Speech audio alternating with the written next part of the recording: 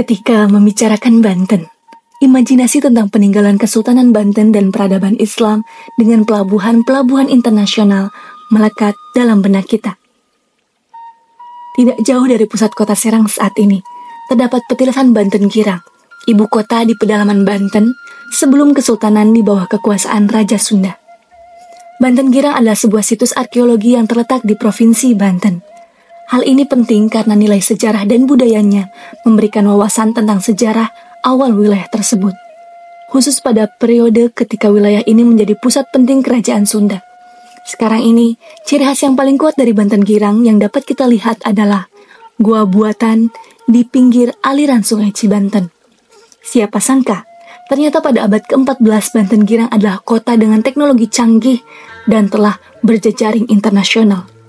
Dalam seminar yang dilakukan oleh Museum Negeri Banten pada 23 Mei 2021 yang menghadirkan Sony Wibisono, arkeolog yang konsen meneliti tentang situs Banten Girang.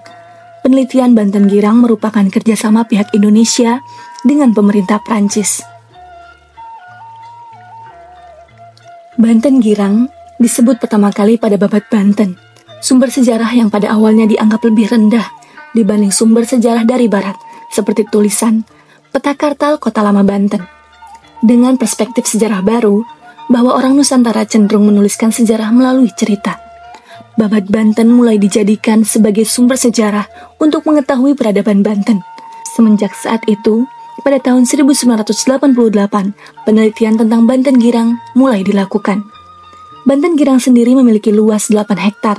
Balai Pelestarian dan Peninggalan Purbakala Banten saat ini telah berhasil mengidentifikasi 17 situs. Banten Girang adalah sebuah kota dengan konsep arsitektur kota percampuran benteng alami dan benteng kota buatan yang terbuat dari tanah dan parit luar hampir di seluruh bagian batasnya. Sistem ini ditambah dengan sebuah nender yang curam yang menjadikannya benteng pertahanan yang sangat kuat. Penempatan situs Banten Girang sendiri merupakan hasil perhitungan matang menurut Sony Wibisono, karena ditempatkan pada banyak nender Sungai Cibanten dan menempatkan kelokan tersebut sebagai bagian dari pertahanannya. Nender tersebut menjadi pos penjagaan yang cukup penting dalam benteng dan bagaimana nender tersebut dipotong menjadi jalan-jalan inspeksi. Parit bukan hanya sebagai pertahanan, tapi juga saluran untuk mengeluarkan air. Bagian barat Banten Girang merupakan wilayah cekungan buatan seperti telaga.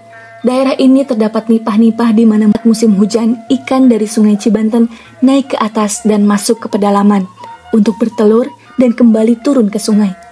Selokan Banten Girang mengatur aliran air yang memungkinkan ikan-ikan tidak turun ke sungai. Sayangnya, karena pembangunan yang masif membuat struktur ini hilang, Sony Wibisono dan Claude Quilliot memulai meneliti Banten Girang melalui petilasan makam Ki Mas Jong dan Ki Agus Ju dan Goa. Dalam penelitian tersebut, mendapatkan bahwa Banten Girang ada jauh sebelum peradaban Islam ada. Dalam penelitian tersebut menemukan keramik dari Cina dan manik-manik dari India. Penemuan arkeologi membuktikan bahwa Banten Girang sudah terkait dengan struktur jaringan internasional yang sangat luas. Berbeda sekali dengan anggapan sebelumnya bahwa Banten muncul pada tahun 1500-an dengan penanggalan karbon atas keramik dan manik-manik. Disimpulkan bahwa peradaban Banten muncul pada abad 9 dengan puncak kira-kira abad 12 sampai dengan abad 14. Pada penelitian tersebut juga menemukan begitu banyak bukti yang menunjukkan adanya pengolahan logam. Konsep jaringan Banten Girang cukup istimewa. Konsep yang sulit ditemukan pada konsep kota modern saat ini. Jaringan saling terhubung antara satu sama lain, dan perekonomian pedalaman dan pesisir saling menghidupi. Lada yang merupakan komoditas utama yang diyakini baru ada saat peradaban Islam ada, dari penelitian tersebut ternyata jauh sebelum itu sudah ada. Tanaman lada banyak ditanam di sisi pedalaman, contohnya di daerah Pulau Sari. Hal ini dibuktikan dengan penemuan lada-lada tua yang telah lama ditinggalkan di Pulau Sari dan penemuan alat penggilas lada. Tanaman lada menyebabkan Banten menjadi kota yang sangat besar dan terhubung dengan jaringan di Asia seperti Jepang dan Cina. Jalan darat dan Sungai Cibanten inilah menghubungkan pedalaman dan pesisir yang memungkinkan adanya keberlanjutan persediaan lada yang terjaga dengan terhubungnya petani lada, pengumpul, dan raja-raja Sunda sebagai pengepul akhir. Sampai saat ini belum ada bukti yang kuat Banten Girang musnah karena bencana alam. Hipotesis terkuat adalah musnah akibat perang. Semenjak Banten Girang tunduk pada penguasa Pajajaran abad 14, kegiatan perniagaan dipindahkan dari Banten Girang ke pelabuhan-pelabuhan yang mendekati ibu kota seperti Sunda Kelapa. Pada abad ke-16, Banten Girang mulai pulih, menemukan puncak kejayaan di masa lalu. Akan tetapi pada akhir 1520, Kerajaan Demak melancarkan serangan militer ke Banten Girang dan berhasil menguasainya pada tahun 1526. Kerajaan Demak kemudian mengangkat Hasanuddin menjadi pemimpin. Hasanuddin memimpin selama beberapa tahun sebelum ayahnya, Sunan Gunung Jati, memerintahkannya untuk memindahkan istana ke pesisir, mendekati pelabuhan Banten. Mempertimbangkan penempatan situs, tata kota, dan teknologi yang digunakan, Banten Girang ini merupakan peradaban yang tidak main-main.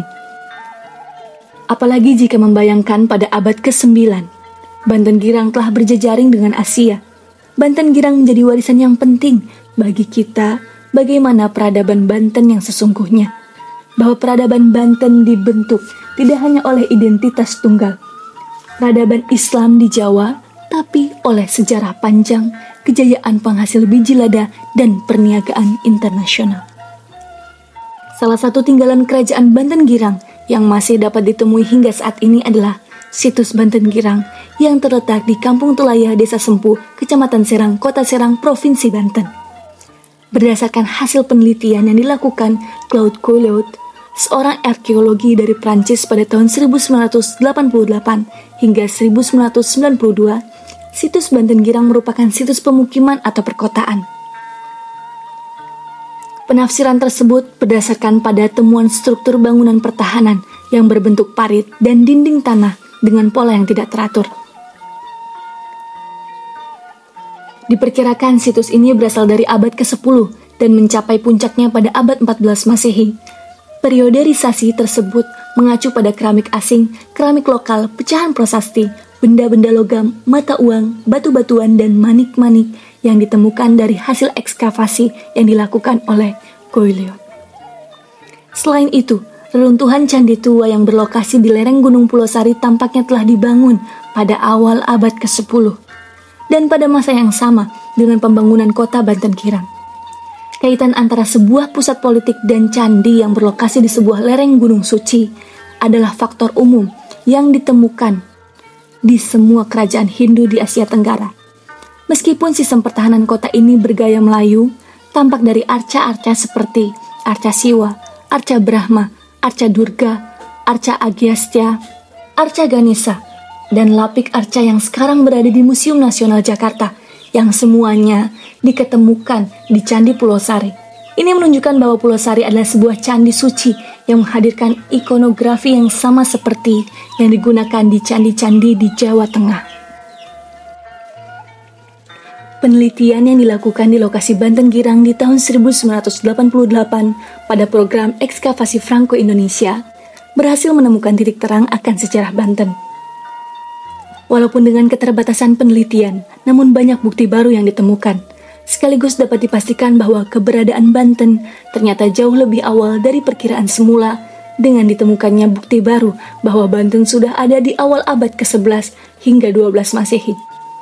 Banten pada masa itu sudah merupakan kawasan pemukiman yang penting yang ditandai dengan telah benteng pertahanan dan didukung oleh berbagai pengrajin mulai dari pembuat kain, keramik, pengrajin besi, tembaga, perhiasan emas, dan manik-manik kaca. Mata uang logam atau koin sudah digunakan sebagai alat pembayaran dan hubungan internasional sudah terjalin dengan Cina, semenanjung Indochina, dan beberapa kawasan di India. Di tepi Sungai Cibanten terdapat gua buatan yang dipahat pada sebuah tebing jurang. Gua ini memiliki 2 pintu masuk yang di dalamnya terdapat 3 ruangan. Pada pertengahan tahun 1990-an, ditemukan sebuah arca dua rapala di Sungai Cibanten. Tidak jauh dari situs Banten Girang, Sebagaimana dalam catatan sejarah disebutkan bahwa Sungai Cibanten dahulu kala berfungsi sebagai jalur transportasi yang menghubungkan wilayah pesisir dengan pedalaman.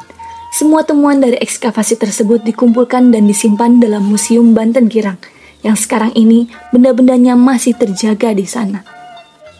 Penggalian telah menemukan berbagai artefak termasuk tembikar, peralatan, dan benda keagamaan. Artefak-artefak ini menunjukkan tingkat pengerjaan yang tinggi dan memberikan bukti kehidupan sehari-hari, aktivitas perdagangan, dan praktik keagamaan penduduknya. Situs ini memberikan gambaran sekilas tentang sejarah pra-Islam di Jawa Barat dan pengaruh awal Hindu-Buddha di wilayah Banten. Hal ini menyoroti transisi budaya lokal dari praktik Hindu-Buddha ke Islam yang menjadi lebih lazim pada periode-periode berikutnya. Para peneliti dan arkeolog terus mempelajari situs tersebut untuk mengungkap lebih detail tentang signifikansi, sejarah, dan perannya dalam perkembangan kawasan. Pentingnya Museum Banten Girang sebagai upaya berkelanjutan sedang dilakukan untuk melestarikan situs dan artefaknya. Artefak-artefak itu adalah benda-benda yang berharga dari hasil temuan ekskavasi di Banten Girang dan sengaja dipajang dan dipamerkan agar bisa dilihat publik. Bahkan para kurator dan pegawai museum dilarang mengevaluasi benda-benda tersebut dari wilayah Banten Girang. Museum Banten Girang memiliki berbagai tujuan, diantaranya menyediakan materi dan pameran pendidikan yang membantu pengunjung memahami makna sejarah dan budaya situs Banten Girang, melestarikan dan memamerkan artefak yang diperoleh dari situs Banten Girang untuk melindunginya dari degradasi dan menjaga sejarah tetap hidup untuk generasi mendatang. Meningkatkan pariwisata dengan menarik pengunjung yang tertarik pada sejarah dan arkeologi, memberikan kontribusi terhadap perekonomian lokal. Jika Anda berencana untuk mengunjungi atau mempelajari lebih lanjut tentang Banten Girang, berkonsultasilah dengan Dewan Pariwisata setempat atau organisasi warisan budaya di Provinsi Banten yang memberikan informasi dan sumber terkini.